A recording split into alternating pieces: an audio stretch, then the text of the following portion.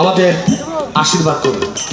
আশীর্বাদ যা তুমি আজ করলে তাতে আমি যে তোমার মা সে কথা ভাবতে আমার ঘৃণা হচ্ছে। আপনি করুন। থাক, আশীর্বাদের কাজ তুমি করনি।